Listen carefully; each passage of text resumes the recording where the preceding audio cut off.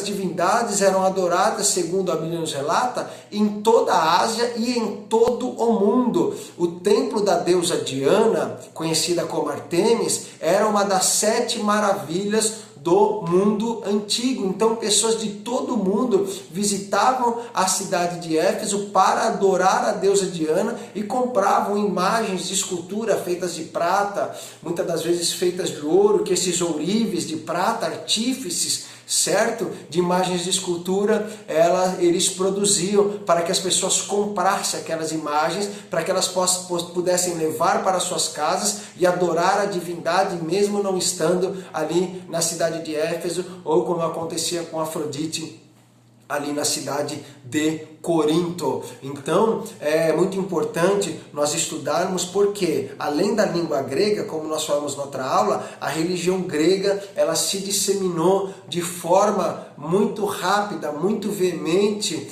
muito forte dentro ali do Império Romano, no período em que o Novo Testamento ele foi se desenvolvendo. Havia muita idolatria, por isso que muitas das vezes a Bíblia nos relata que o pecado da avareza é semelhante ao pecado da idolatria. Por quê? Porque naquela época muitas pessoas elas gastavam muito do seu dinheiro nos cultos, oferecendo sacrifícios a essas divindades, e muitas das vezes elas acabavam se tornando avarentas, com problemas, apego muitas das vezes muito forte ao dinheiro. Então nós observamos que quando Paulo prega o Evangelho, quando essa influência dessa religião grega, tanto na cidade de Éfeso quanto na cidade de Corinto, começam a ser ameaçadas, surge o quê? Uma grande perseguição contra o apóstolo Paulo e contra os companheiros dele de viagem, como Gaio e Aristarco,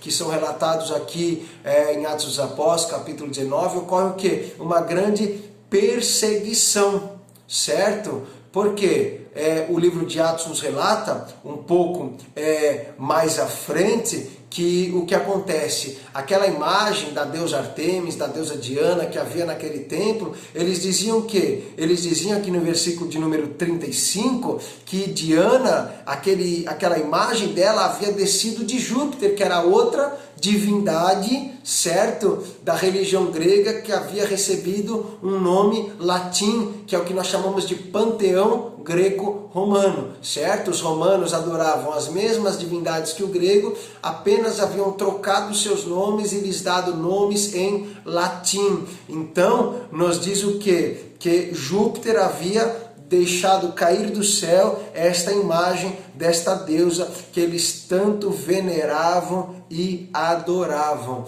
Então, nós podemos observar nessa primeira parte da nossa aula essa grande e forte influência da religião grega dentro da sociedade ali em que o Novo Testamento foi sendo desenvolvido. Nós ainda iremos falar agora na segunda parte da nossa aula a respeito da filosofia grega. Iremos falar sobre a filosofia grega, que nada mais é que Philo significa amor fraterno, amizade, e Sofia significa o quê? Sabedoria. Então filosofia, na sua etimologia original, significa o quê? Um estado de espírito de uma pessoa que ama e deseja, estima, procura, respeita a aquisição de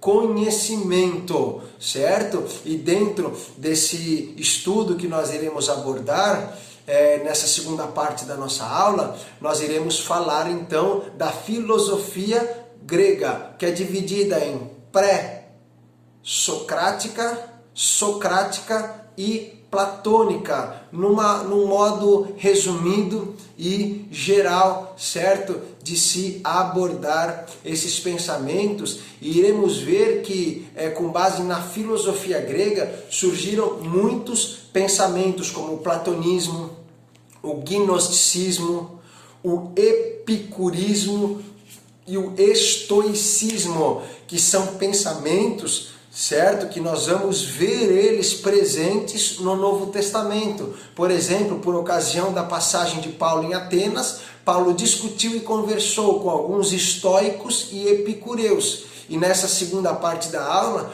nós iremos, com a ajuda, com a graça de Deus, explicar um pouco desses pensamentos filosóficos gregos, certo? Como surgiu o desenvolvimento da filosofia grega, é claro, sempre de forma rápida e resumida, porque para estudar filosofia grega, na verdade, não é à toa que pessoas cursam 4 anos de universidade se aprofundando, e aqui nós daremos uma breve introdução acerca do surgimento, os grandes personagens de forma rápida. Iremos destacar aqui, que o nosso livro fala de muitos, iremos destacar os principais pensamentos da filosofia grega que influenciaram de forma direta, certo, a formação do Novo Testamento, certo? Porque nós vamos observar nas cartas, nas epístolas paulinas, joaninas, petrinas e demais epístolas, certo? Que foram escritas no Novo Testamento, os escritores do Novo Testamento tendo que lutar o quê?